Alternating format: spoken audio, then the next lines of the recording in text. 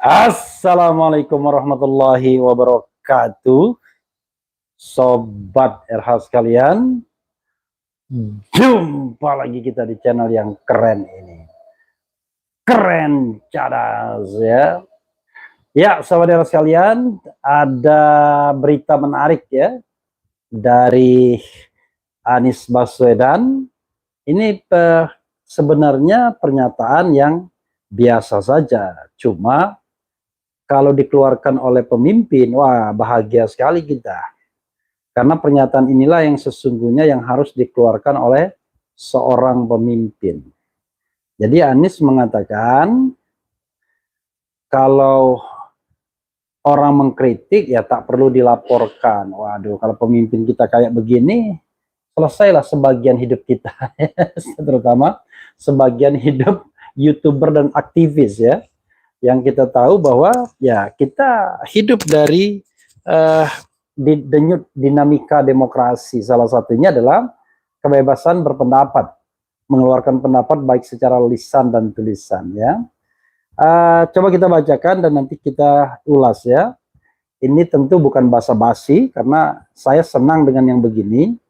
Kalau masih ada demokrasi, masih ada kebebasan berpendapat, maka sesungguhnya masih ada harapan bagi kita untuk memperjuangkan hal-hal lainnya. Keadilan ekonomi, keadilan politik, dan lain sebagainya. Tapi kalau kebebasan berpendapat sudah tidak ada lagi, kalau kita berbeda pendapat dengan pemerintah dikatakan menyebarkan hoax dan lain sebagainya, maka kita tidak punya harapan untuk memperbaiki negeri ini. Terus terang ya. Karena hanya bisa dilakukan perbaikan kalau ada ruang demokratisasi. Kalau tidak ada ruang demokratisasi, ya berat. Nah, mudah-mudahan ruang demokratisasinya itu makin dan makin bertambah besar atau lebar. Kita bacakan ya, sahabat sekalian. Viral, Anies Baswedan sebut orang kritik tak perlu dilaporkan, nyindir kelakuan relawan Jokowi, .. Saya tidak ambil judul itu, tapi saya hanya ingin kita sama-sama belajar dan memberikan pembelajaran. Viral, Anies Baswedan menyatakan bahwa seseorang yang memberikan kritik tak perlu mendapatkan ancaman, apalagi pelaporan kepada pihak berwajib di Indonesia. Dalam video tersebut terlihat bakal calon presiden dari koalisi perubahan itu mengungkit bahwa dirinya pernah mendapatkan kritik selama menjadi ketua dari Senat Mahasiswa. Waktu itu saya ketua Senat, kemudian ada yang menentang Senat Mahasiswa, tidak setuju dengan adanya Senat Mahasiswa, lalu apa yang terjadi? Debat. Ungkapnya seperti yang dilansir dari video yang diunggah Eko Boy itu pada Jumat. Ia mengungkit bahwa kritik tak perlu menjadi batasan dalam melakukan silaturahmi. Buktinya adalah ia bahkan berteman dengan sosok yang mengkritiknya tersebut. Akhirnya ia mengatakan bahwa dengan ini kritik tak perlu dilaporkan. Hal ini muncul setelah ramainya pelaporan terhadap sosok dari Rocky Gerung. Ucapan Anies terlihat seperti sindiran yang diberikan untuk sejumlah relawan dari Presiden Joko Widodo alias Jokowi. Arah ini diamini oleh simpatisannya seperti sosok dari Eko Widodo. Ia mengatakan kritik merupakan bagian dari iklim demokrasi dan harus dijaga penuh di Indonesia. Anies tidak setuju rakyat kritik dilaporkan, iklim demokrasi harus dijaga. Rakyat tidak boleh takut bicara kebenaran, jelasnya. Ya, saudara sekalian, terus terang ya, kalau pemimpin seperti ini ya tentu membahagiakan bagi kita semua. Why? Ya, begini. Pertanyaannya adalah, kenapa seorang pemimpin atau follower atau subscriber atau pendukung dari pemimpin tersebut tiba-tiba sangat alergi dengan kritik? Kan this is the question sesungguhnya. Kalau kita ingin mencari kebenaran, bukan mencari pembenaran, santai aja dengan kritik. Bahkan kritik yang sarkastik sekalipun.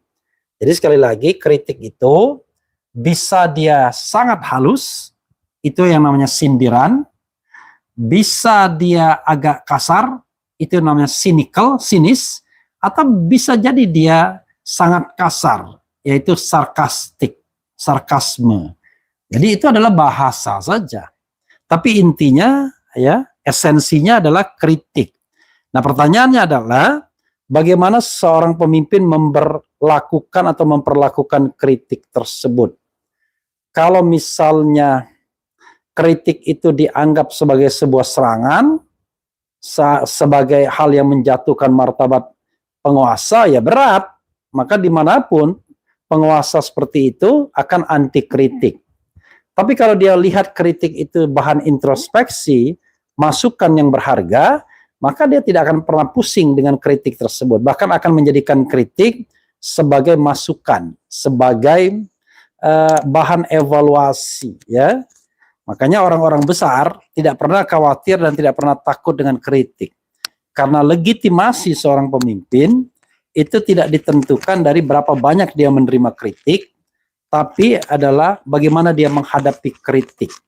Seorang pemimpin yang hebat itu bukan orang yang tidak pernah dikritik, tapi adalah orang yang bagaimana dia menghadapi kritik tersebut dan mengelolanya sehingga menjadi sebuah energi dalam berdemokrasi. Sahabat era sekalian, banyak orang mengatakan misalnya kalau tidak salah kenapa takut? Waduh, kalau kita pakai filosofi begitu, masa setiap orang mengkritik tiba-tiba pasrah untuk diproses secara hukum dan nanti biarlah hukum yang menentukan apakah dia bersalah atau tidak. Itu cara berpikir yang menurut saya tidak bertanggung jawab. Kenapa?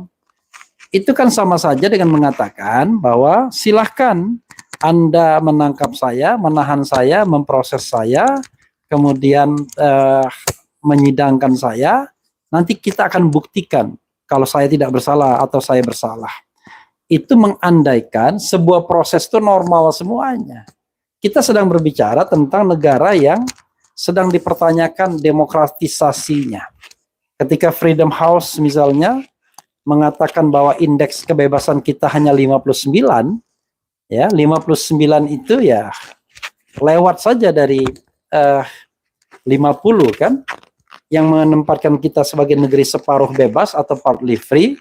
Justru ini menjadi pertanyaan bagi kita. Kok bisa setelah 25 tahun reformasi kalau kita tidak bertambah maju, kita tidak moving forward untuk demokratisasi, kalau seolah-olah berjalan di tempat. Itu soalnya saudara sekalian, ya. Jadi sekali lagi kita harus berpikir bahwa ruang kebebasan itu adalah modal sosial kita untuk mewujudkan tujuan bernegara, yaitu melindungi segenap bangsa, memajukan kesejahteraan umum, mencerdaskan bangsa. Jadi sekali lagi sahabat era sekalian, kalau kita punya pemimpin seperti Anies, atau paling tidak cara berpikirnya seperti Anies, wah enak kita, nggak perlu ragu-ragu kita mengkritik dia. Dan Anies sudah membuktikan selama 5 tahun, ketika dia menjadi gubernur DKI, tak sekalipun dia melaporkan orang yang menghinanya. Itu menunjukkan bahwa dia memahami betul yang namanya demokrasi. Jadi demokrasi itu harus dipahami. Nah, yang jadi masalah adalah, saudara sekalian, banyak dari komponen-komponen society yang terserap ke negara, ketika dia berada di sisi negara, powerful dia, jagoan dia, maka nafsu, keinginan untuk memenjarakan the powerless, orang-orang yang secara power, secara kekuasaan tidak mampu, karena cuma berada di sisi oposisi, tinggi sekali. Ketika orang tersebut memiliki voice, suara, maka dicari bagaimana caranya agar bisa dikandangkan atau tidak lagi bersuara atau dibungkam. Nah, ini yang tidak sehat dalam demokrasi Indonesia. Padahal mereka-mereka yang terkerut dalam kekuasaan tersebut, orang-orang yang sudah merasakan tidak enaknya hidup dalam rezim otoritarian Orde Baru. Ya, saya misalnya appeal untuk teman-teman saya atau kolega saya, ya baik dekat atau tidak, yang hari ini berada di seputar pemerintahan, padahal ketika dia mahasiswa, ketika dia jadi aktivis, dia adalah agen-agen demokrasi, bahkan sebagian dari mereka juga pernah merasakan dinginnya penjara rezim otoritarian, baik Orde Lama maupun Orde Baru. Masa kita ingin mengulangi hal seperti itu lagi? Ini kan hal yang menurut saya menjadi sangat tidak dewasa, sangat tidak masuk akal. Karena kita ingin memperbaiki kualitas demokrasi kita dari waktu ke waktu sehingga orang bebas. Kalaupun misalnya dalam ada kasus seperti Rocky Gerung, mudah saya kira, ya, serahkan saja kepada Presiden Jokowi. Apakah Presiden Jokowi ingin membuat ini lebih gaduh? Karena jangan lupa kegaduhan itu bukan diciptakan oleh Rocky Gerung, tapi diciptakan oleh reaksi yang berlebihan dari orang yang mendengarkan itu dengan maksud kita tidak tahu. Mungkin juga mencari muka, mungkin juga karena tidak suka dengan Rocky Gerung dan lain sebagainya. Tapi kalau misalnya ini di take over oleh Presiden Jokowi, dan Presiden Jokowi sudah mengatakan, it is not big deal, saya kerja saja, ya harusnya sudah, case close. Nggak usah lagi kita permasalahkan. Nah, bagaimana dengan kritik Rocky yang sarkastik? Ah, itu urusan etika, ya kan? Jadi, seorang yang melanggar etika belum tentu melanggar hukum. Kemarin saya berdiskusi ya kebetulan dengan seorang aktivis yang berlatar belakang agama, dia mengatakan kalau kita sholat yang namanya aurat laki-laki itu kan cuma perut sampai dengkul saja.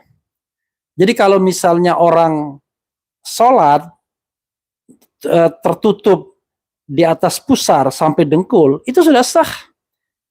Tetapi kalau dia ada ke masjid hanya pakai pakaian begitu doang, ya kan, sholatnya sah, tidak melanggar hukum sholat, tetapi dipandang tidak etis. Jadi antara etika dan hukum tidak selalu sejalan dan sebangun. Ya, jadi kalau orang melanggar hukum pasti melanggar etika, tapi melanggar etika belum tentu melanggar hukum. Nah, dalam konteks Rocky Gerung, silahkan saja kalau misalnya ada beberapa komponen society menganggap dia melanggar etika, tetapi sekali lagi one thing for sure, sebagai orang hukum saya mengatakan tidak ada satu cuil hukum pun yang dia langgar dalam pernyataan dia yang dianggap menghina, ya, B dan T tadi, ya, yaitu pernyataan dia soal yang terkait dengan bajingan dan tolol. Tapi kalau dia diproses lebih lanjut karena dianggap menyampaikan data yang keliru tentang IKN, ibu kota negara. Oh, Allahu Akbar, ya na'udzubillah min zalik. Artinya kita sedang mencari-cari kesalahan. Kita tidak sedang menegakkan hukum. Sobat era sekalian, itu saja. Wassalamualaikum warahmatullahi wabarakatuh. Ciao.